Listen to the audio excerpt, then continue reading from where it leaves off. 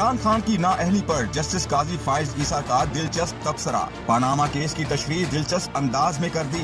Another Prime Minister is removed for non-disclosure of notional income which he never received.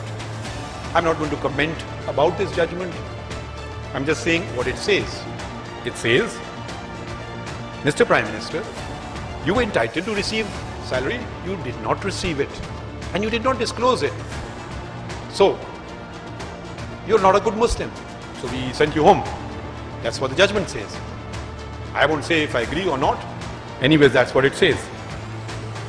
And how was it done? Before that, it was preceded by something called JIT.